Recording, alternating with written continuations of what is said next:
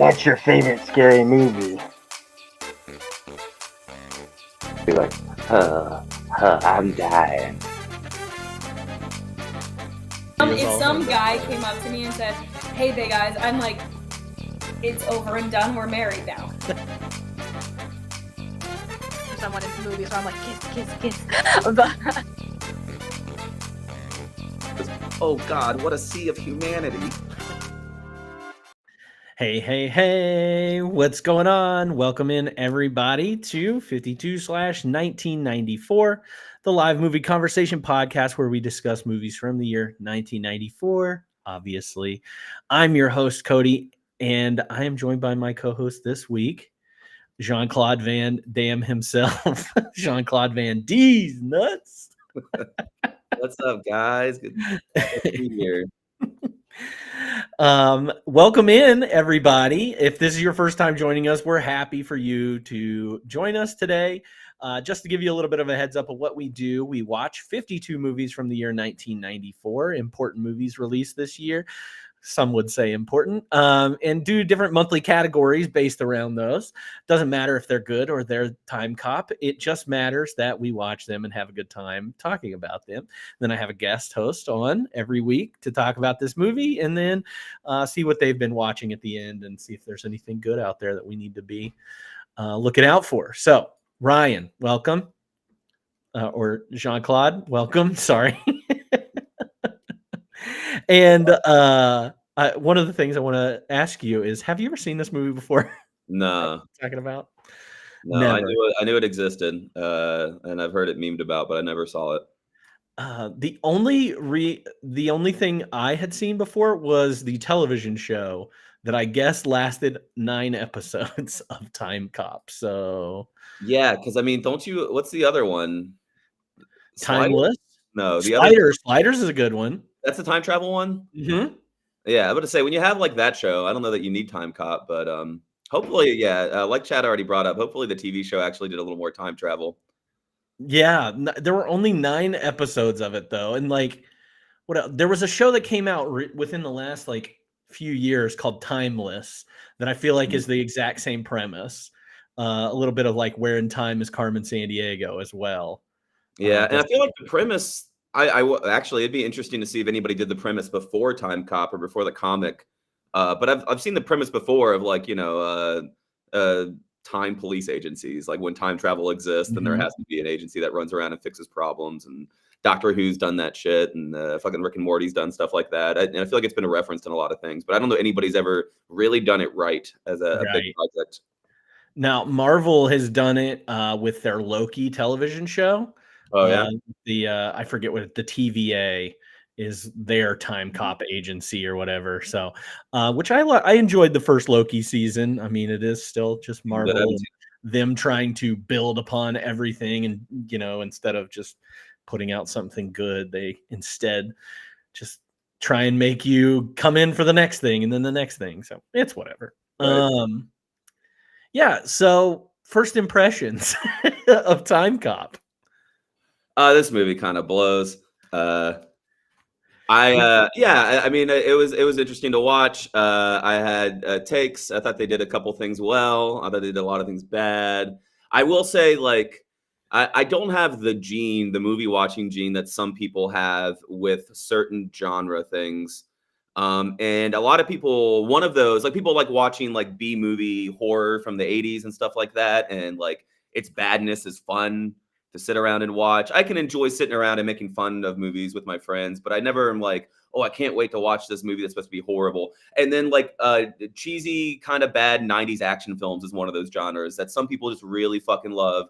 Their JCVD and their Steven Seagal. And I can respect it. I do think it's kind of cool, but it's never quite my genre.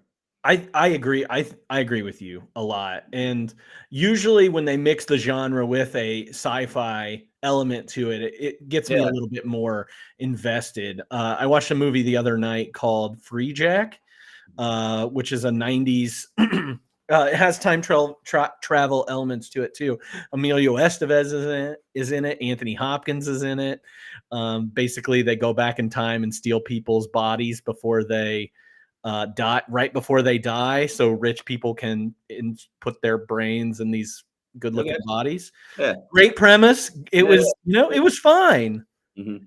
But I agree with you. For the I was never a Steven Seagal person. I was never a Jean-Claude Van Damme person.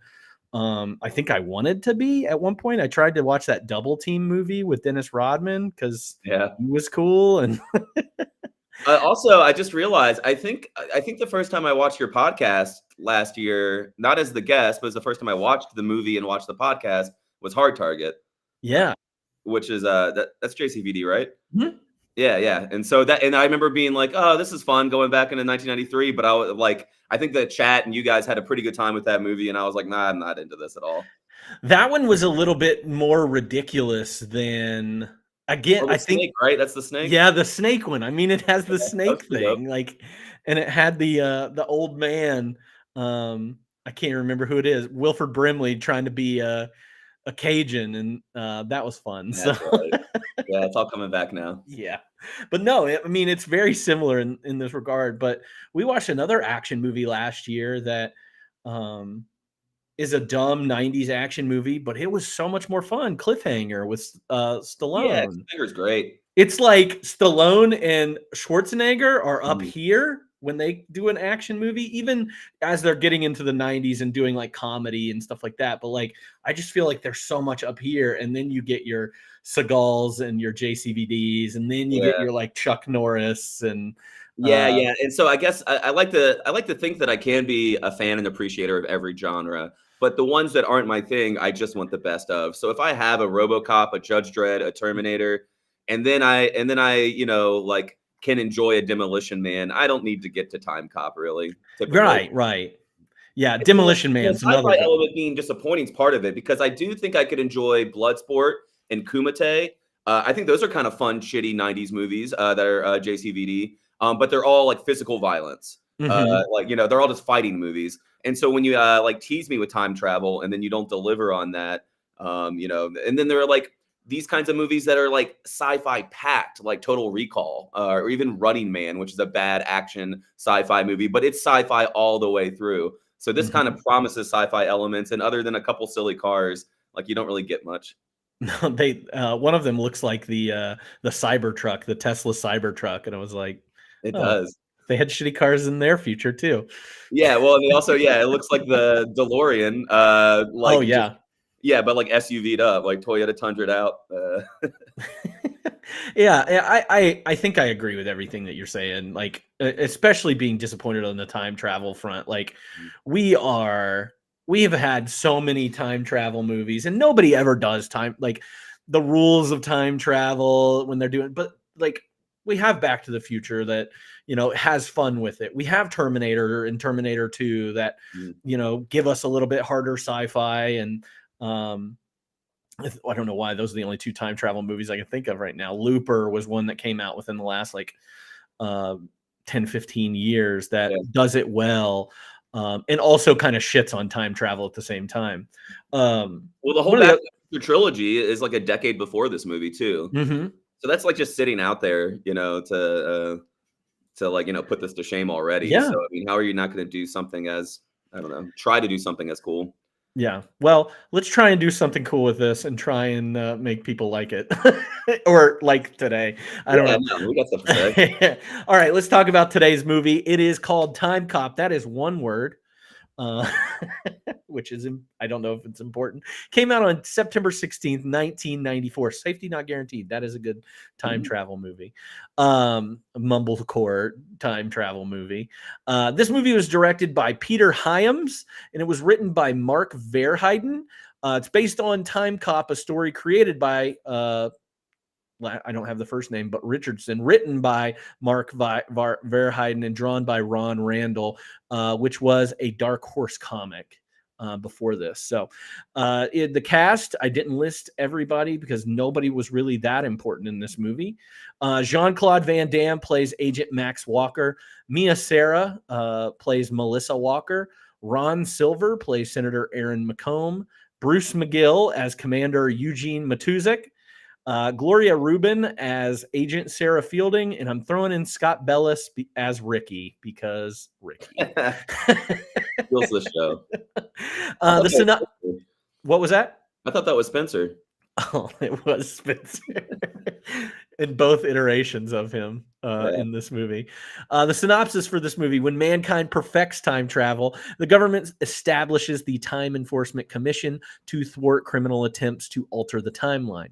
Police officer Walker is recruited by TEC Commander Matuzik, but soon finds his investigation of Senator Aaron McComb being thwarted by elements within the government. When Walker's wife, Melissa, is attacked, he must travel across time to rescue her and save the future.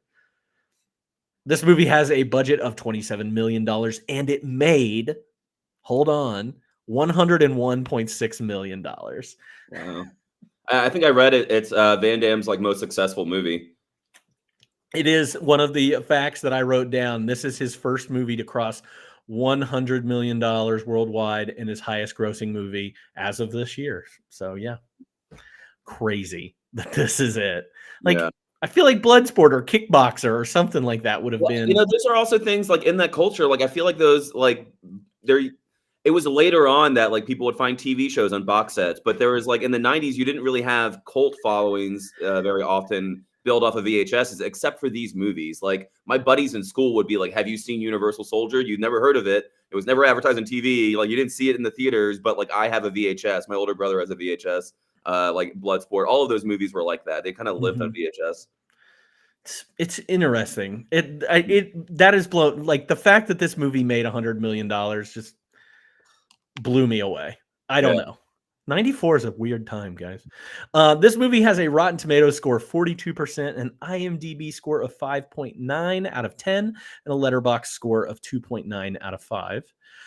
Roger Ebert said Timecop, a low-rent Terminator, is the kind of movie that is not best thought about at all, for that way madness lies. I agree. Yeah. Sure. He wrote my review a lot better. Yeah. Janet Maslin of the New York Times said, years of tireless persistence have begun to work in Mr. Van Damme's favor. It's hard not to enjoy his energy, even if his acting gifts still leave a lot to be desired. That was kind of nice coming from Janet Maslin. I know. That's why I picked that one out, especially because that was like the nicest one I found of a good review. Again, what I'd already talked about, there was a TV show that spawned off of this, ran for only 9 episodes before being canceled. And for some reason, I'm the child that remembered that because I love time travel. And this movie did have a direct-to-DVD sequel called Timecop 2, The Berlin Decision. Wonder what that decision I read the plot was. about it. I'll share it later. Okay, good. I read the plot synopsis. It's pretty wild. I look forward to that. It's got Mowgli from the Jungle Book. Oh yeah, that didn't come out till 2003. So it's crazy. And these kinds of movies always got serialized, you know. But this one didn't. I think I read a little thing about like we kind of like the director was like, well, we never wanted to do a sequel. But I mean, eventually Universal Soldier and what else? I wrote some of the stuff down. Street Fighter gets a bunch. Bloodsport gets 4 movies. So most of these movies end up being like, especially successful ones, which this one was, end up being a series. Yeah, and I feel like you have so much potential with I mean, you now go that back and establish the whole universe. Yeah. Then next time, give us the stuff we wanted in this movie. Like next time, go like hang out with samurais in ancient Egypt and shit. Like, and step on some blades of grass. Make the world fucked up. Like, do some things that have consequences. But all right, let's talk about this movie and the best scenes that we can come up with. I wrote down 4 because this movie's bizarre. But how many did you have? Oh, I don't know. I never do that, right? I just kind of wrote down the scenes in order of any kind of importance. I will start off by saying that I love the opening of this movie. I think the first 2 scenes, and I watched like the mall scene. The what? The mall scene. I do like the mall scene. Yeah. I think the first 20 minutes are really fun. I think that Confederate gold scene looks amazing, and that scene does look good. I will say that. It's a whole other movie how well it's shot. And then I think that the when they go in there and they pitch the time travel agency, like there's really good acting and there's a lot of like gravitas coming to like this important meeting that I really felt both times I watched it. And then then the mall scene sets up the characters, and it starts to get bad from there. But I mean, I spent like 15 minutes being like, this is gonna be fucking dope, and then it just gets worse and worse and worse. Yeah, no, I almost forgot about the Confederacy scene and the where them setting it up. It's almost shot in a completely different way. Like it's very It like looks like obviously Holy Mountain. Like it looks. yes. Really It's very blue and very rainy and very oh my god. Yeah. Happy's It good, was yeah. good. And why does he have a missing tooth? Like what like is that Oh, even there's him? so many questions that we're gonna try to answer today, but will not. No, the best acting was done in the first two scenes. You are right about that. And them setting it up by that one adult man that looks like Webster. Well, and then in the guy who's pitching the time travel agency, I don't know if his character gets a name, the black gentleman. He's so good, and like he has so many lines and so many cool lines that I want him to be a good guy or a villain. I want him to be in the rest of the movie, and he's not. Nor is Yeah. any person of color. No, that's right. No, Sarah Fielding is. Yeah. Oh yeah, she is in this. Yeah, no, you're absolutely right. They do set it up in a way that leaves you to be excited and the potential of having a good time travel movie, but then they blow it. I the mall scene is whatever. Like it is what you expect. Important. It's the first important scene, Yes. especially because it comes back. And it gives you it is what you would expect from a Van Damme movie. Like this is the kind of chemistry that he's going to have with the alternate. Like when we were talking about sudden death or sudden impact or whatever the movie was last year, Hard Target. Sorry, they all have different names. But Hard Target, yeah, he has that relationship with the main woman in these movies, and that's we're getting a JCVD typical movie here. Right. But that's all set up. They're both very hot. They're very in love. He kicks ass. Then there's a scary guy with a mullet. But then I guess maybe the more first important scene is that night in the house, right? Mm-hmm. When everybody blows up, yeah, and everybody just chooses to go into the house that they know is going to blow up. Yeah. Well, yeah. I mean, I guess we'll get to that later.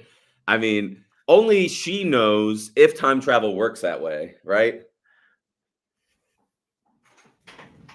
I don't know. I think this movie is so shitty with its time travel. Yeah, it gets pretty bad.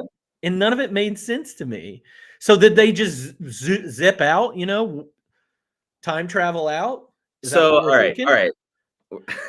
So we're watching linearly what happens. Mm-hmm. So even this is my take. I always thought these arguments were stupid, so I never dived into it, but I just had two brain cells fire. So even if a time travel going back in time changes something, and this original point doesn't happen the way it did, and in the way that it's subjectively experienced, it still happened. It's still part of their memory. Like they still have a memory of not knowing they're going to get attacked that night. Yeah. Like JCVD remembers that happening, remembers it going down the way it does. And even if he changes that reality, time travel in this scenario, in this version, is not zapping your brain to remember false memories, right? Right. Now remember something that because of time changes never occurred in again. Yes, but if anything changes, well, but if JCVD gets a slash on his face that he didn't have before, is he gonna get it being his future self in that scene? Yeah. Doesn't make sense. Doesn't make sense. This movie messed with me in ways that it's like when I'm playing those word games from the New York Times, like Connections or anything. Yeah. I don't know if you've ever played those. And I was doing that while the theme music was playing, actually. I was playing. And they just fuck with you, I think. They're just and they're making you think in ways that you should never think about things logically. Yeah. Like this would mess Spock up. I've been on a Star Trek kick, so and those movies even have tons of time travel, and oh my god, yeah, those don't work well either. I'm sorry, I'm very angry about this, but the 1929 scene was the first scene that I had written down outside of this. I mean, that one's not important, but I mean, it's awesome. It's also the only other historical time we get. Yes. The only historical moment in this movie that we get. Otherwise, you're going to get beige 1994 or beige 2004. Welcome to Timecop. We're gonna time's in the name. It's important. And this scene looks so much more cheaply done than the Civil War one. Yeah, Now and it's clearly we already have this stuff on a back lot. We just need to show one building face, a bunch of cars, and then an office, and then we're good. and half the office stuff doesn't even need to matter. We're just gonna have computers and shit in there for that guy to win at the stock market. All right, this is my first quibble too, and that I had in the movie was I don't feel like it's a good plan if you really want to get 1994 or 2004 rich to go go trade on the stock market crash, because I don't know, like, if you make $50 million, nobody had $50 million back then, right? Mm-mm. So he needs like 50 million in 2004 to like win the presidency. I also love that this movie just doesn't even have a conversation about it. They're like, if you have enough money, you can be president. I'm like, oh, based political from Timecop. But he doesn't even say that. The main character doesn't even give a shit about the money. No. He says television wins presidential elections. Oh yeah. So he just needs to get. Yeah, that's true. He just needs to get on TV. Mm-hmm. Right, yeah. But if you're gonna manipulate stocks, go back to 1980s. Like, I mean, you're gonna make more money doing it that way, and you're gonna be able to get away with it more. Where you're not gonna walk around in 1930 with like $50 million. That's insane. Look at Forrest Gump. He did okay. Just go back to when he got Apple stock, or yeah, totally. Yeah, that'd be all you needed. And you would be so rich. Mm-hmm. You don't need the 29. That is the worst time to go back. Yeah. But hey, they had to have a second period piece, set piece, and you got to in the Civil War, and oh yeah, and then that's from the Civil War scene, right? They're like, oh yeah, man, we found out like somebody like bought like arms with Confederate gold, which also seemed like the worst way to do time crimes. I want to know what the how factual it was. That why the Confederacy lost the war? Oh, because they didn't have their gold bullion. Yeah, I guess. Yeah, I mean, their paper money became worthless. They didn't have any gold backing because somebody had to buy like 15 AKs in 1994. Thank God for this senator. Then, yeah, he caused the Civil War to be won by the Union. Good job. Yeah, he's actually a hero. They only had better than, I don't know what that means. But then we also get that, there's the time the TEC has been infiltrated, or like half of the people are. It does set up. All right, there's the bad guys around. Yeah. And there's no mystery to who the bad guy is. We get it in the first 20 minutes. It's like, no, it's the senator guy. You remember in 1929, does he say McComb's name to Van Damme? I think he does. I think he does. So like the next scene is when you meet McComb. The second time you meet McComb, because he heads up the time committee in that second scene. Yeah. Well, he's just kind of sitting there, and then he like says, "Hey, I'll be in charge." Yeah. Then you see him, and then but you don't know he's a bad guy yet. Then you see him the next thing, and Van Damme already knows he's the bad guy. Yeah. I mean, this movie's 90 minutes. It moves pretty fast. So it does move really. They don't have a lot fast. of time for like figuring things out. They just have to know already. He's like, I'm investigating this guy, and then his boss is like, "You don't think I did it, did you?" And he doesn't say anything. They linger so hard on this guy. They're like, "We want you to think that this is the bad guy, so we can fool you later with Fielding." Well, and I like him. I like that actor, Bruce McGill. Yeah, so he's great when he's on screen. It's kind of okay, I feel safer with him around. At least like if the lines are going to be bad, he's going to deliver them well. And I think fucking Ron Silver was great. I think he's a great villain. I did not like him at all. Oh, really? I thought he was really good in this movie. I think I was complete opposite. I just did not like him at all. I think I liked his 94 self better than I liked his 2004 self. I mean, he's a more likable person, but I was convinced he was pretty evil. All the little scenes where he's like he's just bullying his fucking assistant. He just pretty awesome. Shoves him up against the limo wall. That was pretty great. Yeah. After this, though, we get his little ambush at home. Yeah, I think so. McComb has already sent his guys to like, let's take care of this guy. Yeah. And And So that's where he Macomb, meets Sarah. Because that's the only thing that comes out of that. That's not an important scene either. I guess every scene has like one important thing at the end where you learn something. But like, yeah, the apartment fight doesn't make any sense really. But yeah, he's being attacked. But then he meets Sarah, and then he just goes back to work. And then he's trying to convince his boss that like he's about to be murdered, but his boss is like, "You got a job to do," and he's like, "Fine, I'll talk to you afterwards." I'm glad that Internal Affairs makes house calls too. That's why she showed up Yeah, that was right I was after. confused. She just happens, and then the real police come. Not that IA isn't. Oh real yeah, police, the but non-time cops, yeah, losers. he's like, I'm out on bail. Whatever. No, a lot of confusing things happen in this time, Totally. but we get the splits segment. This guy loves splits. Yeah, He's always been known for his splits. it's pretty cool. I imagine if people were like doing like VH1 was doing a little retrospective, and that's the shot they used from this movie. And where I use the shot of that movie for like on the Instagram account that I have that only like 10 people follow, which is great. I love all of those people that follow that. But I pasted my head on Jean-Claude Van Damme's body of him Nice. doing the splits on the counter, and I had no idea what the context for it was. And Spencer had watched this movie and he goes, "Oh, I cannot wait for you to figure out why he's doing the splits on a kitchen counter." It's because there's water down there and he's about to get shocked. I was also 50,000 volts. I was also confused both times because I thought that the guy was trying to aim at the water, and then he electrocutes himself. But I was like, didn't he know there was water?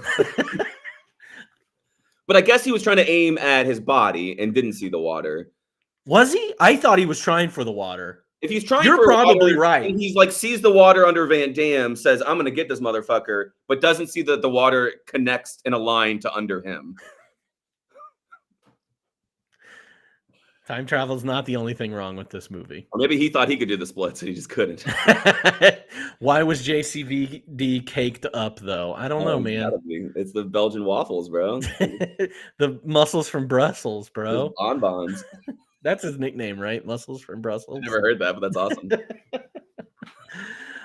Yeah, some more confusion, and then the only other time we go in time, we go back in time, is to this fucking computer chip factory. We go back, then we go forward, then we go back at the end. Oh yeah, to his home or to the mall scene or whatever. Mm-hmm. The computer chip factory, this is when I was pissed off for the rest of the movie.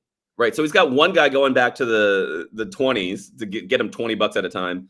And then he's got, but then he goes back to himself and is like, "Oh, wait a second. That's right. I missed out on billions of dollars by like getting kicked out of a microchip company. Let me just go back and tell myself. Let me not send anybody. Let me just go myself." And with 8 dudes, just in case, and tell myself to do that. And kill the partner of the guy that actually knows how to run the company. Yeah. And I'm kill just going him. to reveal myself to him. He could have gone back 2 days earlier and been like, "Hey, this guy's going to try to buy you out, whatever you don't." And he could have gone alone to like his house and then talked to himself. But he decided to do it here and now with a bunch of backup and letting the other guy know that time travel exists and that he's going to use it to fuck him over. Okay, maybe I'm wrong. 94 version of McCombs is worse than this because the whole time he just stands there kind of like, yeah, he's pretty dumb in 94. Yeah. Like, huh? I have ambition? Like, I have ambition. I'm evil? I kill people? Yeah. In 94, he has sideways hair, and in 2004, he has backwards hair. Oh, that's how you know the difference. Well, and the difference between Van Damme in 94 is he's got a longer hair in 2004. I believe and that. Short hair in 94. He had extensions in. I did read that. Oh, interesting. Yeah. They gave him extensions for Well, I mean, luckily, like you don't get to see them together too much. So where you see the McCombs together a lot more often. Yeah. I don't know. I hate the computer chip factory, though. We get the turn. Fielding is actually not on his side. She goes back with him in time, and we find out that she's actually against him this entire time. This character that we've really learned to trust over the past 7 minutes. And then by the end of the movie, it's like a good guy. Like, yeah, no, whatever. No problem. Happy birthday. Happy birthday. So she turns on him. I thought she got shot in the face. Apparently, she did not in this. Yeah. I thought that a couple times that people got shot in the face and then they come back, and I was like, "Whoa, I That thought might you be a were dead." perfect. I think movies do that sometimes. They make it Yeah. look like a kill shot, and then there's like they'll be too caught up to ask too many questions. It'll just give Yeah. us all the drama of a kill shot, and then not have to follow through on it. Yeah. So 2004, Macomb shoots her, leaves them kind of stranded Mhm. in 94. Yeah, how does he get back to 2004? He has to have his own time thing, Oh, actually, I know. his own tape recorder that he Yeah, presses.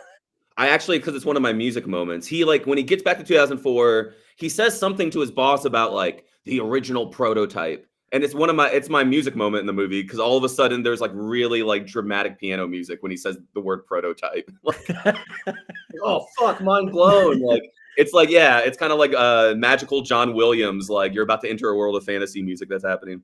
My problem is when he goes back, though, because it does seem like Bruce McGill's character has no idea who this guy is. Yeah, every Which time you have to have confused that Bruce me. McGill conversations, it's so confusing. And he's like, I've had your wife's goulash 1,000,000 times. It's so good. And he's like, oh, I guess I should trust this guy. Oh yeah, right.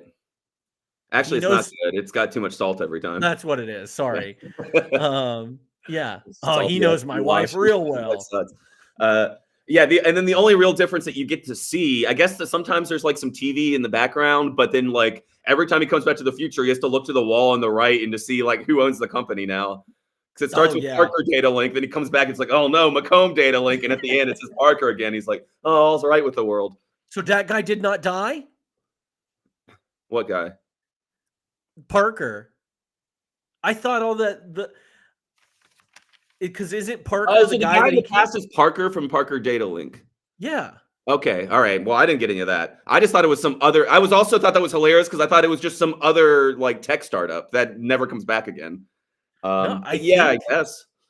Yeah, I guess he would still die, or should Yeah. still die. Somebody in chat just raised a good point that I did want to bring up is that Ricky is really the only person that changes personalities whenever he goes back in time. You've got Ricky who's addicted to porn in 94, and then you've got well-off Ricky or in 2004, and then when he's in a suit and tie and goes by Richard instead. Yeah, well, actually, what like evil like corporate like conservative coding that is too. Like look, that bad guy, if he wins, because the guy says what he wants for the world, right? He says, like, Mhm. we're going back to the 80s where only the 10% make money and the rest of you 90% can move to Mexico. But in his world, Ricky gets his shit together. He stops jerking off to computers. Dude, that was the shortest clip of like this boobs and bush they could have given you in this Yeah, movie. they had to throw it in there. I mean, because it's barely a rated R movie, right? Like, they say fuck a couple times. They do say fuck a couple times, but and Mia Sarah is, they have their sex scene in the beginning. Yeah, A lot of butt emphasis on this. It did remind me of Tommy Wiseau a little bit, like Yeah, a lot of too butt. much European butt for me. Never. But I was honestly surprised. I was like, "Oh, that's Ferris Bueller's girlfriend." Yeah, tits. No, Yeah, those are her boobs. I yeah. was really surprised. Sloane. Sloane Peterson. This in her second and last movie, as far as I can tell.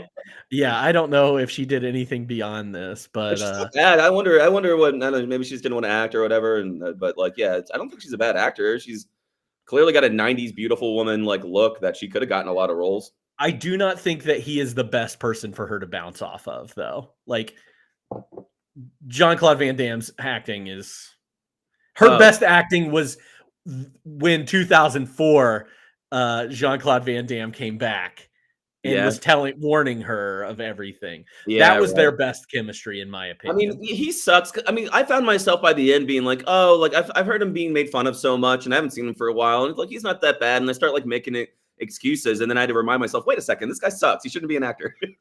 It's just so wooden. He's likable. He's doing his best. He's ESL. That's fine, but that doesn't mean he has to be like in a movie, I guess.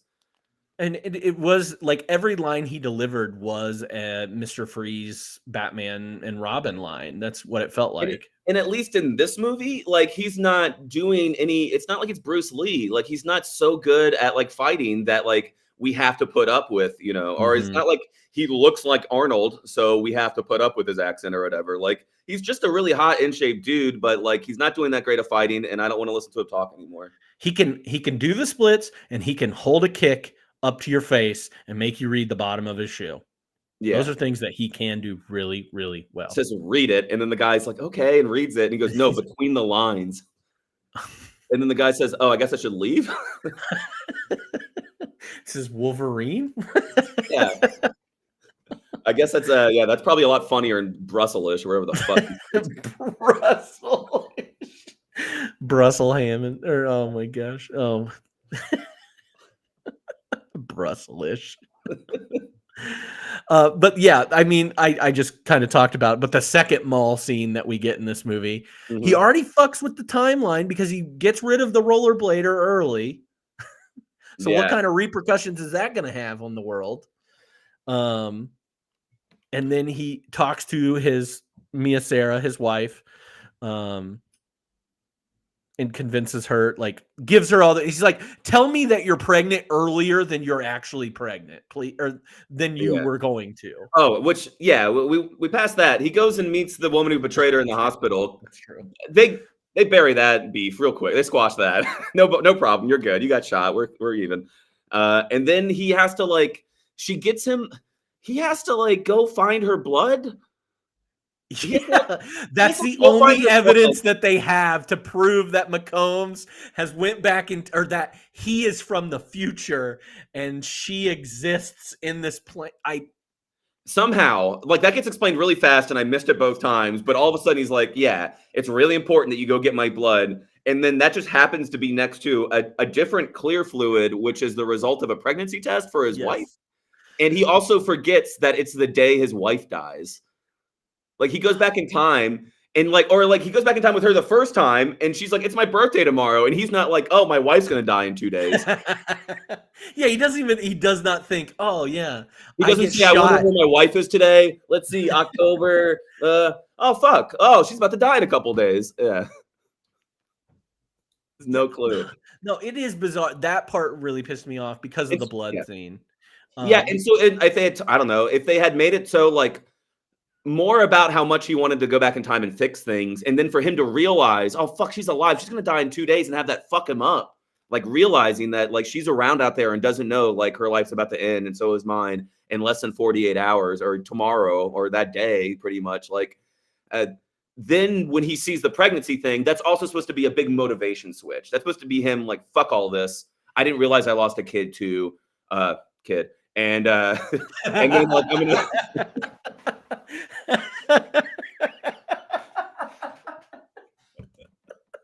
and so then he's like, I don't care anymore. I've been following the rules for all this time, not saving my wife. Now I'm going, and I'm gonna go save her. I'm very red right now.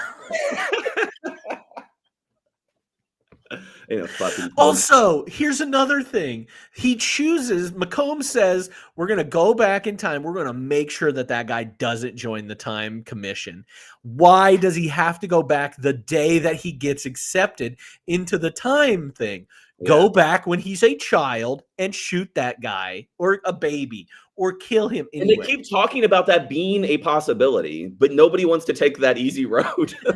No, they want to make it as hard as possible. Yeah. I want this guy to put up some kind of a fight. Yeah. So I don't feel as bad about it, I guess. So. Yeah, I don't know. It's crazy. But that brings him to the mall. And then he does convince her that he's from the future. And apparently he's like telling her ways to fix things. But then she just goes home anyways. Yeah. Like, why doesn't he go talk to himself as well? It's like, let's all three of us get together. He has to make sure he doesn't touch him. He doesn't need to share the same space. Matter can't share the same space. The first rule of Timecop. That's right. When they morph into nothing or goo, if you've seen one emo kid, you've seen them all. Yeah, Spencer's just joke modding right now. Yeah, so they still go home, and he shows up at her home, and people start attack. He talks to her again and says like, "Keep me upstairs." Yeah. At Whatever you all can do, keep costs. me upstairs. Yeah. Also, to kill Sarah Fielding really quick, just to tie up that loose end. Oh yeah, And so that JCVD doesn't have to go back and bring her back to the future later on. And they're like, all right, what if she just dies back there? Yeah. But yeah, then she goes home knowing like everything, right? except that she's gonna die because he's been very vague about her. He's like, "Oh yeah, you live on, you live," and she's like, "Do I die?" She asked him like Yeah. twice, and he's like, "Oh no, you're fine. You're fine." Yes, you die. Don't go home. Yeah, how hard is that to tell somebody? Like, why are you not telling her? Yeah, then he comes home and tries to get her to distract himself. Then, I mean, everything in the end is fucking wild. Yeah. So you get a typical like fight scene. I guess is it raining? Yeah, it's raining. It's this whole time. raining. It turns into an all too dark, like kind of horror slasher movie kind of vibe for a minute. Yeah, it does. Being I chased was around. reminded of Scream a little bit, honestly. Yeah. Like, So it's not there's little moments, but it becomes a gun movie and a chasing around in the dark movie and a hanging off the edge of a house in the rain movie. Like it doesn't become a like what you think of as a Van Damme, like, you know, kickboxing kind of vibe. there was one time they were hanging off the roof, and I was like, just drop. Yeah. I was like, this is gonna kill either of you. Yeah, I mean, you might sprain an ankle or something. You'll be fine. Yeah. Just Don't drop. sit there and let that guy shoot you. Yeah. Or let him do the thing where like you're hanging on and he's like trying to stomp your hands. Right. It's 2 stories. Just drop. Yeah. Just drop. It's not that I will bad. say that house is really cool. And then you get a couple like at the beginning and at the very end of the movie, you get like a wide shot of that house. And it belongs in a completely different movie than this, but it's a really cool house. And I wish they had like used it more, I guess. But one thing I do like about it is that they didn't have to do anything to the house because they were renovating the house. Oh yeah. So they didn't have to like decorate it or do anything. It just looked shitty on the inside. So yeah, I respect that. Yeah. As like a screenwriting trick. Like fuck it. I mean, we only got so much money here. Like yeah, guys. Say we're renovating the house. All right, cool. We have to make sure and pull off this time warp vehicle thing that I'll bring up in a little bit. Oh yeah. I don't get it. Yeah.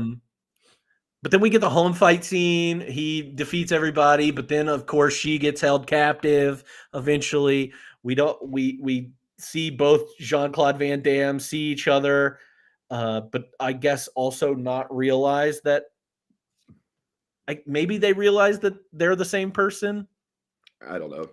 I don't know either. But Jean-Claude Van Damme's smart because he called the other. Right. I guess, I mean, like, they don't really make this known, but I guess, like, young Van Damme does know that he's about to start at a time travel agency. So if he starts going down and he sees a version of himself that looks a little older, he might be able to put that together. Like, oh, yeah, time travel. Fuck, yeah, that's me.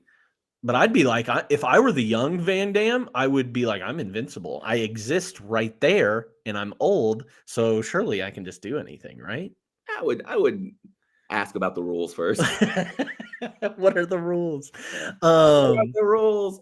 Yeah. So then there's a million crazy things that happen. Also, all right. So old villain, he's like, he's gonna blow himself up along with Van Damme, and everybody else.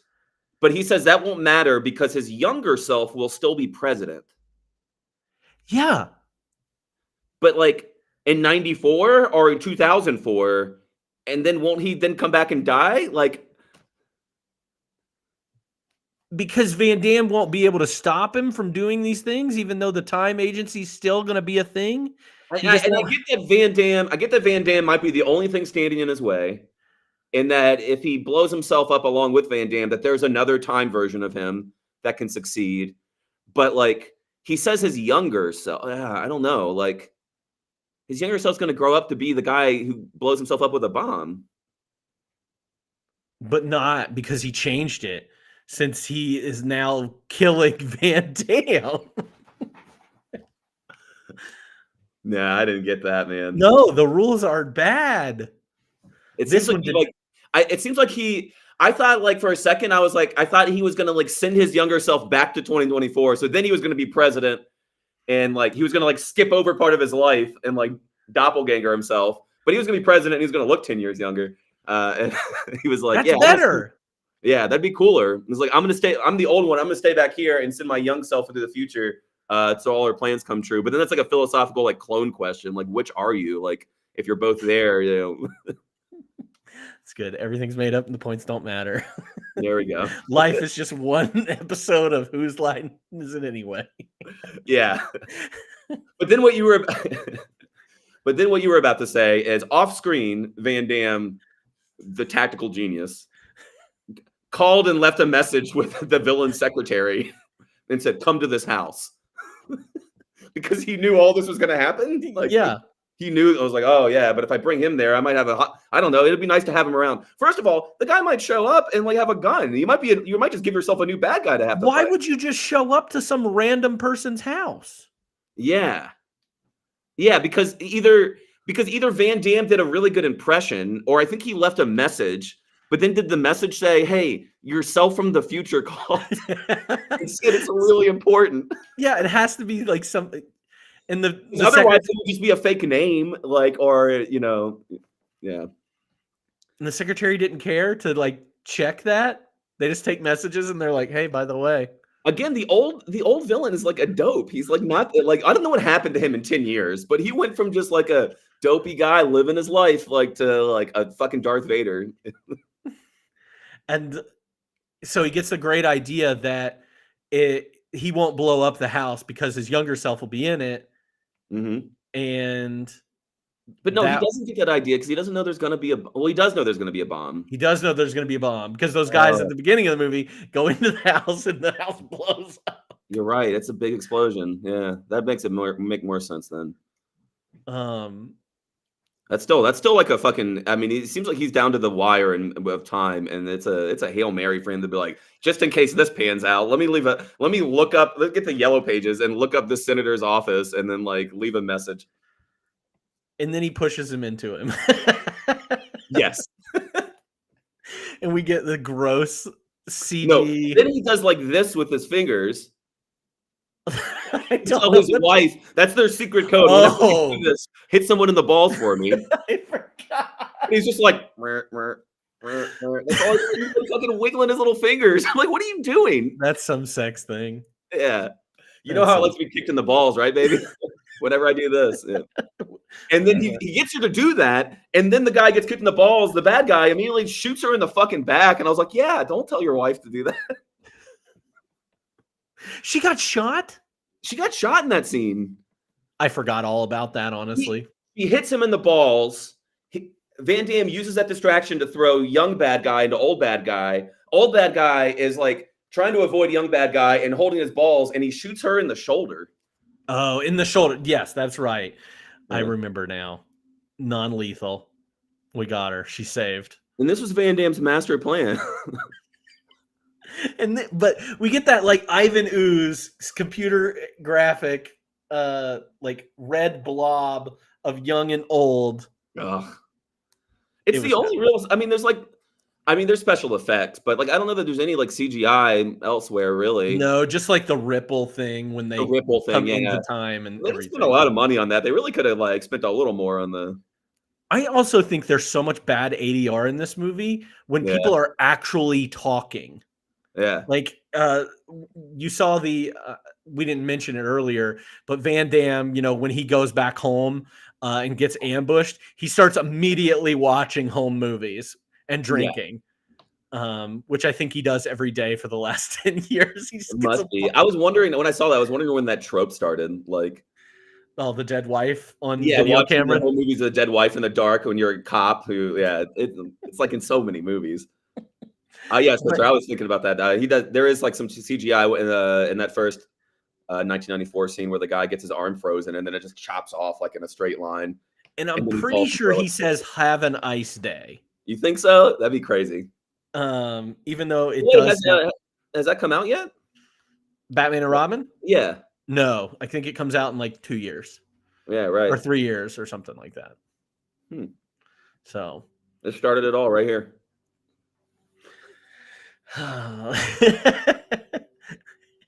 So then he lets his unconscious shot up wife lie in the mud with his unconscious younger self Yeah, I was a little worried about his unconscious younger self. next to a burning exploded house. Cops aren't going to ask any questions. They'll figure it out. No. I've done enough. I trust the time cops. I trust real cops. Yeah. They're going to figure it out. And then he goes back to the future and everything's fixed. Nothing's changed except that his wife's alive and he's got a son. And his partner, his friend, remembers everything about. Did we get any scene like that? No, you're talking about the director, his boss? Yeah. Doesn't No, he come you get a back? whole long scene where he's like, "You can walk," and the guy's like, "Been doing it since I was 2." And then he's like, "Well, whatever happened to Senator McComb?" He's like, "Hey, man, what's your fucking glitch? Like, Senator McComb like disappeared 10 years ago." That's He's like, right. "Oh yeah, I did know that." Then he's like, "What are you still doing here?" I was like, "You work at a time travel agency. These are all red flags that some shit's been going down." Anytime someone comes up and is surprised you can walk, it's because of time travel shit. I don't think these questions. I don't think these guys help anything at all. Time just continually gets changed and nobody notices. Yeah, I was like, if I didn't know time travel existed and didn't work in a time cop agency, all of this would just be like, wow, that guy's acting weird. But if I had his job, I'd be like, everybody lock this shit down. Some time travel fuckery's been going on. This guy thinks I can't walk and is asking about a 10-year-old senator who disappeared. Who's your favorite character, though? I don't like any of the characters. I didn't either. No, I guess my favorite character, I don't know. I liked Ron Silver. Yeah, you did like him. Yeah. I just put Ricky because I mean, he's the guy I'd want to hang out with the most in this movie. he is the one that had the most like he got to spread his wings a little bit and act in 2 different ways. Yeah. He got to put on a suit and he got to jerk off. Acting instrument. He really got to. That drove me crazy that there was no way to actually know if time travel and change happened. Yeah, it wasn't because, like in movies, we are trained.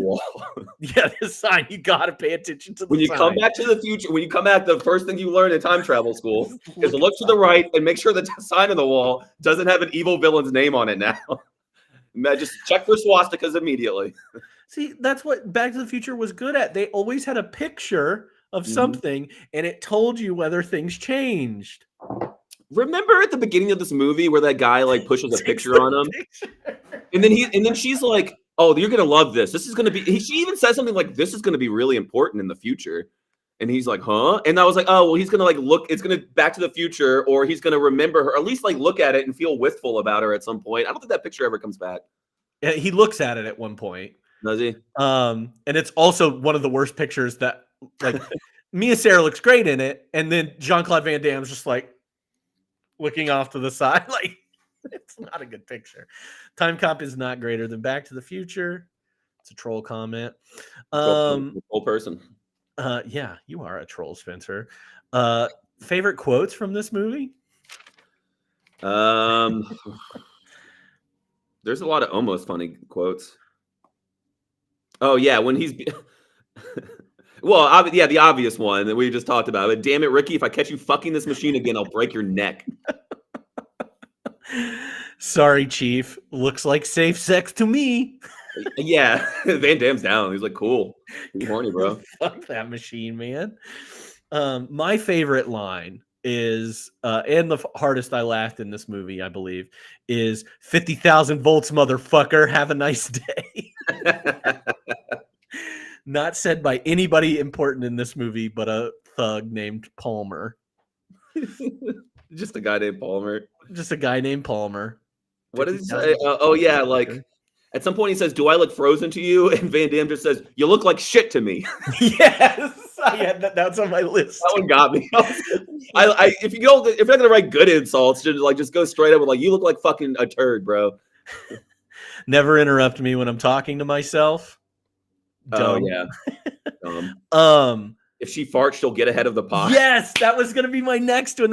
Which leads me into something that I want to talk about. Farting. Farting. It's really important. Why do they go back in time in those fucking machines and then don't? And then when they leave time, like they go back to the present, they just push the button and then they're back in the machine that shoots them forward. Yeah. I don't get it. Yeah, you're right. It's like they go on like a roller coaster and they come back in the way they went out. Yeah. How did they get back? Did they ever show how they go back? No, never. They No, they just warp into the machine and they come back. And they come back. Yeah. Yeah, no, that doesn't make any fucking sense. No, I think that was at one point where I think that's the most angriest that I was. It was because of the transportation. Yeah. One time they show JCVD come back. Yeah, he does come back, but he comes back in that fucking thing, but he just presses a button and they don't show what he did in 1994. They just show him arriving back. Yes. Right. And when they arrive back, they arrive the opposite way on the same track. Yeah. Like a roller coaster, kind of. Yeah. Like they come back and they're like, I went that way into the past. Now I'm coming back. Because you would think that they need to like go to the other. Yeah, it doesn't make any sense. You'd think they'd have a second track. But like, then how much money they needed. Yeah. But then you can't go back any further than 94. So if I'm going back to 1863, how are we going back on this track? I get it. You know what? The further you start on the track, back in time. I hate this movie. So it's like a slingshot. You got to pull it back really far if you want to go all the way back to 1929. Also, they put in a joke at the end of this movie that is part of my quotes about him kicking and being on Broadway. He says, "I'm still kicking. I must be on Broadway." They tried that joke. They tried that joke so hard in the last 20 minutes. Like it got brought up twice. It was bad. I hated that.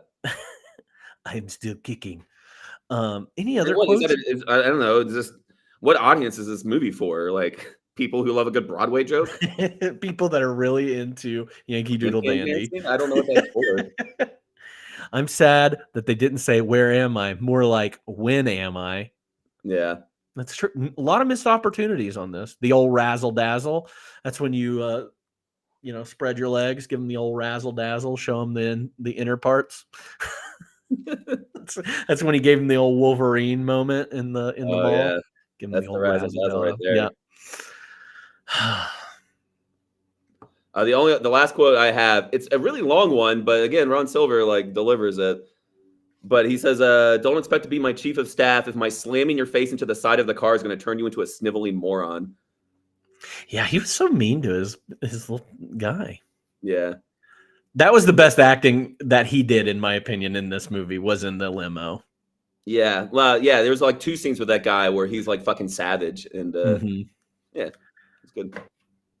I didn't have anything, but biggest laugh, cry, scare, or thrill. Did you have anything for that? No. I already brought up my most what the fuck moment, but do you have a most what the fuck moment? We talked about the splits. This is a small thing, but like, I guess I can buy it. In the beginning, he gets shot a bunch, but he's got ready to go in because he got called into work and he has a bulletproof vest on. Mm-hmm. And I guess maybe you put on your bulletproof vest before you leave the house. I guess, but I don't know about that. Yeah. I thought that was pretty dumb. Especially like if you saw him do it or whatever, like it could help. But like if it's like one of those surprise things, like, oh, you thought this guy was dead, but surprise, he had a bulletproof vest on because he got called in, 15 minutes ago. It's a Back to the Future thing. They all have bulletproof vests. This is kind of a what the fuck, but did you understand the last line in the movie is they're going inside with her and the kid, and she goes, "Oh, hey, by the way, I have something to tell you." And he goes, take your time. I've got all the time in the world," because it's a time movie. Yeah. What does she have to tell him? It sounded like it was supposed to be something specific that we're supposed to know about. I think I just assumed she was pregnant again. Right. That's what I thought too, but that's weird. But sure. Yeah. He loves that kid though. And okay, here's another thing. He doesn't know that kid's name yet. No, he doesn't. So do his memories come back that he's lived this life? That's when I was like, well, maybe she's pregnant again. I was like, whoa, he doesn't even remember fucking her. He doesn't remember conceiving that kid. Yeah. That was some ghost person that now just disappeared while he like took over their life.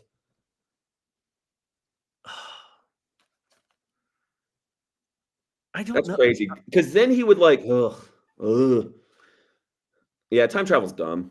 Time travel is dumb. Yeah, I mean, it's cool when you do cool things, right.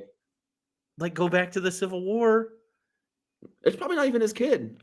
And he can't even know. It's probably not. It's probably Ricky's. It's probably Ricky's kid. It's like, where's your husband? Back in time? We know Ricky. We know what Ricky's doing. Yeah. Everyone in this movie has the shooting abilities of a stormtrooper. Pretty accurate. Let's see. Anything else? Anybody in chat? What the fuck stuff? I mean, I think we covered everything from the time travel not making any sense to how they go back in time to The Ruffles product placement. I didn't even notice it. He throws the mall villain into a spinning like kind of book rack, but all it is Ruffles chips. I didn't even notice. Jean-Claude Van Damme is just a ripped Tommy Wiseau. Yeah, maybe. Oh, and someone brought up the twins earlier, but they talked about the Volmer twins. And then she's like, "What about them?" And they're like, "Don't worry about it." And then later on, when she turns on him, and then she jumps in, is like just like the Volmers, right? And then so it's like, oh, I guess she knew who they were because she's not really like she's been filled in. She's not like a newbie. She's a I plant. didn't understand that. I just thought that she was an idiot. Yeah, when they never mention who the Volmers are, like they're just those two red spots at the end of the track. Yeah, I guess so. They farted. They farted and got ahead of it. Okay. Best music moment. I mentioned. Well, I laughed at the end when he sees Sarah again, who he bonded with, and there's like really. In fact, the closed caption says pensive music starts playing. And I was like, oh yeah, her, like his best friend. She's alive, so I'm supposed to feel something about that. And I mentioned when he brings up the prototype, the like oh my god, what the fuck music. And other than that, only the I think the opening credits, like again, I think the first 10 minutes of this movie make me think it's gonna be fucking awesome. Yeah. Opening credits, a very standard, like you're just seeing names and you just have some foreboding synth going on, and I thought it was pretty great. The only music that I recognized in this movie was "Let's Misbehave" by Cole Porter in the 1929 scene. They were like, let's get the most 20s song on here. Let's get some Cole Porter. And that's gonna be on the radio. Of course it is. Another thing about Fielding is he is dead set that she should get back together with the guy that took her virginity in high school. Yeah. They like so much so that he tells her twice. Yeah. It's like, you should give that guy another chance. You know, and he's like, it's kind of scolds her because like her first sexual experience wasn't good because he wasn't good or something. And then he's like, well, he's like a more mature woman would like call him up and give him some advice. Like, that's not her fucking job. Yeah. It's like, I don't want to hook up with this guy that fingered me in my parents' basement. Yeah. And she's only saying it as a joke too. She's just like, I guess if I could tell myself anything, it'd be not to hook up with Bobby. And then he's like, hey, if Bobby's bad at sex, you need to help him out. Like, it's the only thing he has to connect with her. And then he makes sure to tell this perfect stranger that has no idea who he is at the end of this movie, hey, you should get back with Bobby. Yeah. And then she looks at him like, huh, you little stinker. You must be somebody special. You know Bobby. Yeah. Did Bobby tell you to say that? Yeah, right. And I guess as an audience, I'm supposed to be like, everything's even better now because she's going to walk off screen and then go find the guy who fucked her bad when she was a teenager and get back together with him. They're her soulmate. Speaking of fucking.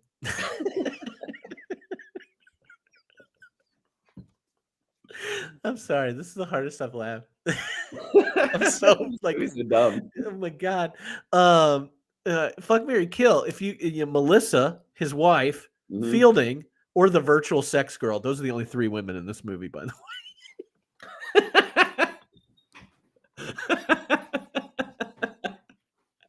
Yeah. They made your work easy, huh? Fuck, marry, kill. Well, I always approach fuck, marry, kill. Can we just talk strategy for a minute? Yeah, absolutely. You got to figure out who you're going to marry first. Yeah. I mean, killing's a big decision. Fucking's fun. But like those things happen in, anywhere between 1 and 2 minutes. No, those things take anywhere between half an hour and an hour to do. And so like marriage is the rest of my life. So who of those do I want to spend the rest of my life with? It's gotta be his wife. It's gotta be Sloane. Yeah. Yeah. And maybe a little bit of the Sloane is coming out when I pick that because we don't get so much time with her. But I still think I agree with you she seems like the person that you settle down with. That's a pretty good, like when he sneaks up behind her in the clock scene or whatever, and she's got good like witty repartee, and that's all you know about her. I didn't list that quote because it's a bad quote where he's like, oh, I can't. Now I need to look it up. What do you get, or how much time do you have to satisfy a woman, or whatever? Yeah, there's never enough time to satisfy a woman. Yes, or something like that. And she's like, well, you should take every opportunity you can get, or something like that. Yeah, bad lines. Yeah, I'd marry her. I guess I'd rather kill Sarah, but I feel like I'd have less guilt killing a machine. So I'll do the right thing and kill a machine and fuck Sarah because I'm such a good guy. Just child. I'm so great. Oh my god! I think I think I was gonna kill Fielding out of. I mean, she clearly like again. This movie completely forgets very fast that she is like complicit in corruption and time crime and murder and pointing guns at people. And they give him they give her the opportunity to make he gives her the he's like, did he say he was going to kill your family? Mm-hmm. And like maybe he forced her into doing this, but we don't get any resolution with that. No. So she just did this on her own. She's as far as we know. Yeah, she's a bad person. So I kill her, and I have sex with the virtual sex girl. Yeah, that was that was my first answer, but I didn't know. Yeah, there's some ethical. Yeah, but killing human beings, machines don't matter as much. So. You need to make way for the future, my friend. Like this isn't going anywhere, is it? We're gonna all be fucking machines. I can't wait, actually. Who gave the best performance? Ron Silver again. I went with Bruce McGill. I love that guy. Yeah, he might have been my second. Yeah, he's great. Do you think this movie's better if Arnold or Stallone's in this movie? Yes. They were my 1994 recast. Okay, yeah. I skipped those because they're kind of obvious ones. But I thought of Kurt Russell or Val Kilmer. Val Kilmer, I think, would do well here. Yeah. Okay. I love that. He's only a year away from Batman Forever too. So. Yeah, and then my 1994 villain, being plucked out of relative obscurity at this point, but John Malkovich. Oh yeah. I had to see how old he was. I was like, oh, he was like 41 when this movie came out. Like he would have been a good Ron Silver. He reminds me of Max from Gilmore Girls. Yes, and a little preview. I'll tell you later. I forget the guy's name. I'll have to look him up real quick. Is this a Billmore Boys episode? Are we doing Billmore Boys right now? We're doing Billmore Boys. Welcome to Billmore Boys. Welcome to Billmore Boys. Malkovich is a great villain. No, you could make this movie way better. Yeah, with what we have here. One thing I struggle with whenever I'm thinking of like recasting for 2024, or we don't have action stars like this anymore. Yeah. So then the only one I came up for 2024, but he shouldn't because he's too good for this movie. But Bautista. Oh yeah, Bautista. But even those guys, like even your wrestler guys that are doing this, like those guys are in their 50s. Like a lot of, we still have like Stallone and those guys still putting out shit and everything, but like our action stars are old now. And then the only thing we had is all those Marvel movies, and even those people are old now too. We don't have really like people don't do their own stunts anymore, and then we kind of have our action stars are all too big. Like these, like the MMA vibes are like about being limber and flipping around. So unless it's like a straight up like Eastern Asian martial arts type movie, like Bautista can't actually do the moves in here except some of the like swinging around things, We don't really I mean, everything that we get martial arts wise is going to be a foreign film. It's going to be The Raid, which is who the main guy from the movie The Raid. If you guys haven't seen The Raid, it's a great action movie. Oh, yeah? If you just like pure action and stunt work and stuff like that, great movie. Raid and Raid 2, highly recommend. Is that when they just like fight their way up a building? Mm-hmm. Yeah, I've heard about that. People said it's great. It's pretty dope. But the main guy in that, his name's Iko Uwais. He's not Filipino, Indonesian. Mm-hmm. So I thought of him. Bill Skarsgård has kind of come out in the last like year, and he's going to be in like 2 action movies this year. He's very long and lean and like kind of ripped, and he could be a good action star, I think. Yeah. And then Zazie Beetz is who I had for Fielding. Yeah, kind of. She's in that new Joker movie. She was also in the last Deadpool movie. She's been in a lot more other things than that, but I think she kind of is a similar vibe to the Fielding in this. So, and then you could just cast anybody, as nobody's important in this movie. Yeah, really. Did you do any research? I did. One of my favorite pieces of fun fact that I found, because I only did the 2, and one was the Jean-Claude Van Damme 100 million thing, was the virtual reality nude scene was originally supposed to be a nature documentary about beavers. However, the off-site film team got drunk on the evening of shooting and ended up in a strip bar. The next morning, they woke up realizing they had missed the bus to the nature reserve where they were going to film that footage, and had to instead film one of the dancers they met at the club the night before. Sounds like bullshit, right? It sounds like bullshit. It also sounds like what people in 1994 thought was funny. Yeah. New Beaver documentary, but it's a pussy. Cool. Great, guys. Thanks for this movie. But we'll show you 8 seconds of boobs and bush. Yeah. From the stripper I met last night. Exotic dancer. Entertainer. How great would the line be if you don't stop fucking this machine, I'll break your neck? But it's actually a nature documentary about beavers. Way better. He's just fucking way better. It's actual beavers every day. Now that's 2024 funny. That is 2024 funny. What did you have? Wait, for what? For trivia? Oh yeah. Yeah, trivia. Yeah, so Mike Richardson is the founder of Dark Horse Comics, and he's produced a ton of movies. And so Dark Horse Comics is, big, I guess the 4th biggest comics publisher, right, after Image, Marvel, DC, kind of. But he produced The Mask, Barbed Wire, Mystery Man, Alien vs. Predator, all the Hellboys. A lot of those have rights based in or originated in Dark Horse Comics. So he's actually been in the movie scene as a producer a lot, but he was a big part of this one. The original comics that he helped write, the plot of that Timecop is like, the Timecop like goes and stops somebody from like robbing a South African diamond mine in the 30s. Mm-hmm. And then he stops him and kills the guy, but he forgets to kill the guy's robot bodyguard. And he comes back to the future and robot bodyguards are taking over everything. That's interesting. Yeah, that's pretty cool. And then what do I have for the plot of Timecop 2, The Berlin Decision? Oh, yes. I've been so happy for this. Yeah. So based on the events of this movie, they don't trust time cops to like not change time. So there's now a new organization above the time cops, TCE or whatever, TEC.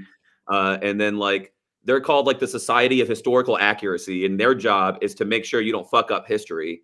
But then somebody at the Society of Historical Accuracy goes rogue and he's like, we should fuck up history. We should fix things. And so he goes back in time to kill Hitler, like you do. And so the hero of the movie is actively trying to stop this guy from killing Hitler. No way. According to the synopsis on the Wikipedia, that's what's going on. You're following because I had to keep reading. I was like, let me go down to the cast and see who's like credited first, because that's got to be the hero. Because I couldn't figure out who the hero is from the synopsis. And the hero is the time cop. He's like, you can't change history. I got to stop you from killing Hitler. And he does, and he stops the guy from killing Hitler. In the process, he accidentally kills the guy's wife. And so that guy goes to prison for trying to kill Hitler, and his wife's dead. Later on, he gets out of prison, and he's like, fuck you. He just goes on a revenge arc where he goes back in time and kills every single time cop's ancestors until the hero's the only one who still exists because he can't find his ancestors yet. And also the hero has to go back to stop somebody from stealing all of Andrew Carnegie's money. And I'm like, let him. kill Hitler and steal Andrew Carnegie's money. Like, Yeah. So I got to watch that movie to see how they make those guys actually seem bad, because it seems like I'm on their side. I wonder who produced it. You think Donald Trump? I don't know. It sounds like it. Or but yeah, you're right. Steve Bannon. That's a Steve Bannon movie. Yeah, totally. So AT cab. All police are there just to protect private property and Nazis. That movie sounds better than this movie. Yeah, and it sounds way cooler. Yeah. I might check it out. Everybody check that movie out. What else? Anything else? No, that's it for trivia. Oh my God. That was good trivia, though. And that ends our trivia corner. Spencer, you said you had a big question for us. I didn't have a big question. So if you want to put that in the chat, I'd love to see what the question is so we can discuss that. As we're doing that, out of a rewatchability rating, what did you give it out of 5? 2. Yeah, I give it a 1. Yeah, you're probably right. I mean, I'm never gonna watch it again. So maybe. Yeah. And then overall star rating 2. 1. So I think I gave it a 1.5 because it made me laugh enough. Yeah, I mean, this isn't like it's not like fucking torturous garbage, but it's pretty. No, I mean, I don't know. Like it's there. You can fall asleep to this shit. Who cares? The time travel just needed to be tidied up, I think. And then you have a good solid 2.5 star movie. Right. With some tidying up of that and something I can actually fall asleep to and be entertained by. Yeah. And what would you go back in time and do? That's the big question. That's the big question. That's a hard one. I think I'd go back like, I don't know, like about a week ago when you asked me if I wanted to watch Timecop. And I'd say no. I'm just kidding. I would definitely say no. Man, I don't know. I have no regrets. Nor have I ever made a mistake. So it's not really an easy question for me. I would go back in time and kill Ryan as a baby. Oh, it's so cute as a baby. You couldn't do it. I couldn't do it. Just hold big brown wet eyes, and you're like, "Oh my God, I can't." I know. Give me Back to the Future and race me." This one's mine. Take it. I would raise you today. I would go back, steal you as a baby, raise you as my own today. Yep. We'll see how it rip. Are you happy with your question, Spencer? Yeah, was that what you wanted? Did you get your answer? I have no regrets. I'm perfect. It's a good answer, though. Oh, okay. Well, if you can't say anything nice, what can you say about it? That game's really hot. He what? I mean, but do you notice his hot guy? I was like, fuck yeah. Did you ever notice the big thing on his forehead? No. He's got a cyst on his forehead. I think he would go back in time and make sure he didn't get that. Yeah. Get the fuck out of Belgium. No, he is a good looking dude. Yeah. I was watching it with Alyssa, and Alyssa said that he was a handsome man, and I was like, yeah, he is handsome, I guess. And I mean, here's the thing: is I don't just like when I see really hot people in movies and TV. It's like I've got blindness for it. I was raised on movies and TVs. Like I see a million hot people on the screen all the time, so it doesn't like it doesn't really affect me. So I don't know what it is about Van Damme when I do see an incredibly objectively good-looking person on television, and I'm like, holy fuck, they're hot. It usually means there's something there that's a little above average. And when I see two hot people having sex, it's even better. So him and Mia Sara going at it. Yeah, and Mia Sara has that too, where I'm just like, from Ferris Bueller too, that association, but I'm just like, you are just so fucking gorgeous. Yeah, I just wanted her to bring out that white leather jacket with the fringe. Oh, totally, yeah. Then it would have been on, yeah. But I don't know. This movie, I don't know. It gets close. There's parts that are fun. You do the splits. You swing a wrench around. The wrench. Oh my God. He knocked somebody the fuck out with that wrench. And I visibly went, whoa.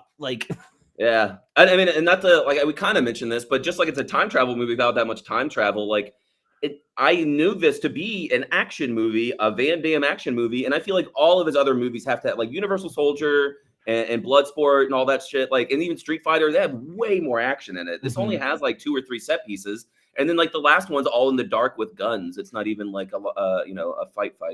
Yeah, you're right. You're right. Because I mean, the Hard Target, when we watched that, it had a couple fight scenes in it, but then it also had like those Rambo-esque scenes where he was like setting traps and Yeah. all that. You really don't get that with this, and you also don't get much time travel. But anyways, that was me trying to say something nice about this movie. yeah, I said it's a good. I still think the premise is good. Like time police is a great concept. You know what? The best thing this movie does, a killer name.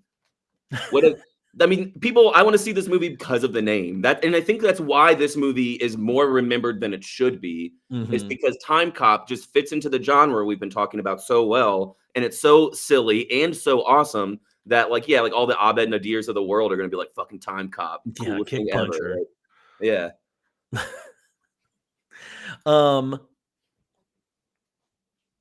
Like a fine wine and dish. If you compare this movie with another movie for a double feature, what would you choose? I didn't come up with anything interesting. Everything we've already mentioned, I guess. Yeah.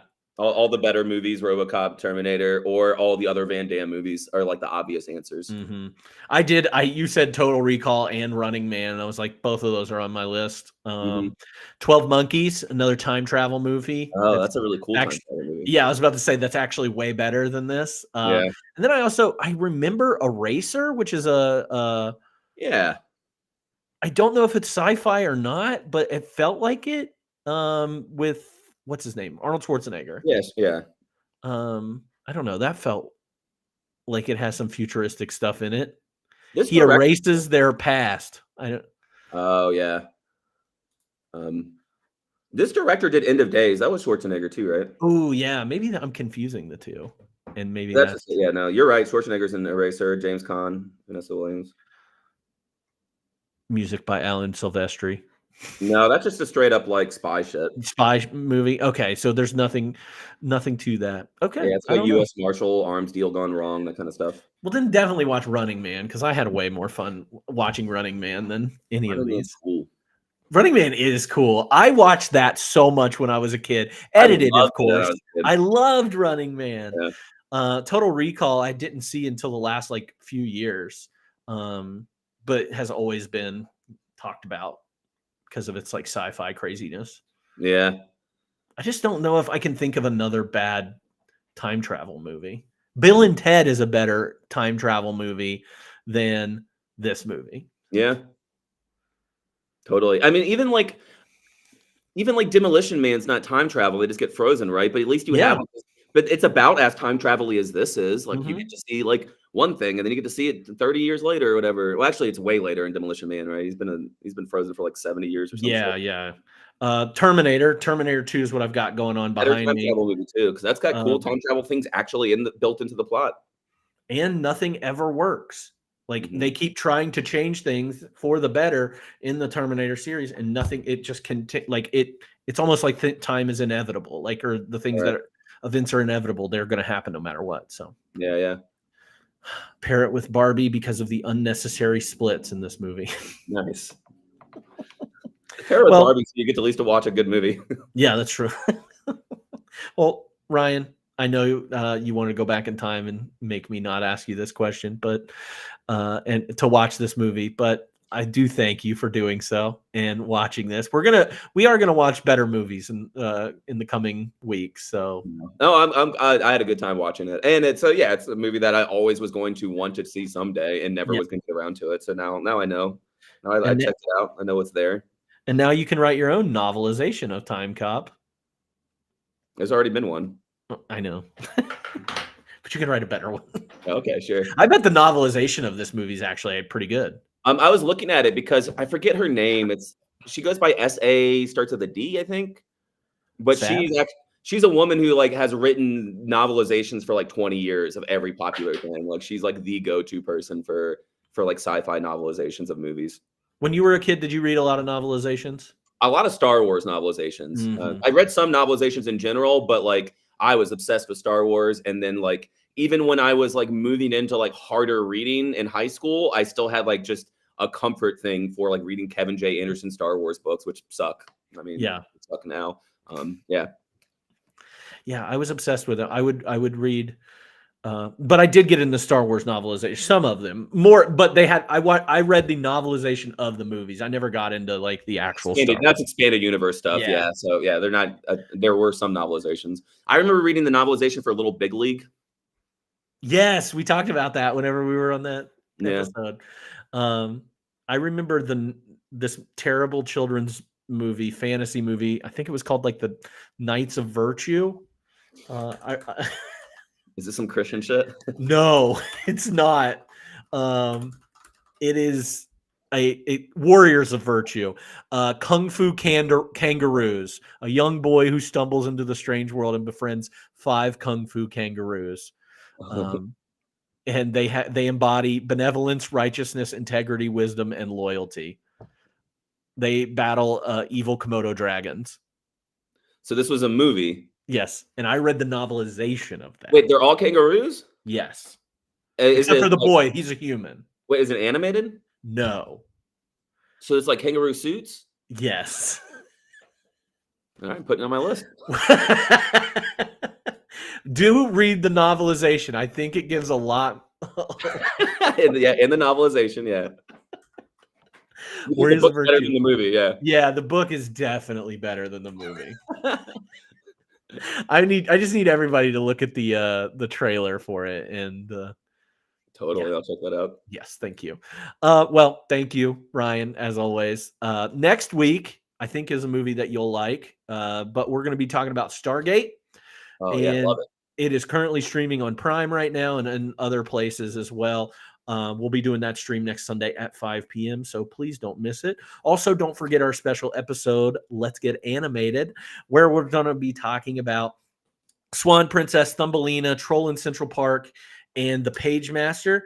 I have a Discord link, and if you all join that Discord, I have links to where you can watch each one of those movies for free. Probably they're illegal. It's legal, whatever. But you can watch them there because you can't find them really anywhere else unless you want to pay like $5 for each of those if you really want to. But do join that and check out all my other links there. This is 52/1994. We'll see you next Sunday.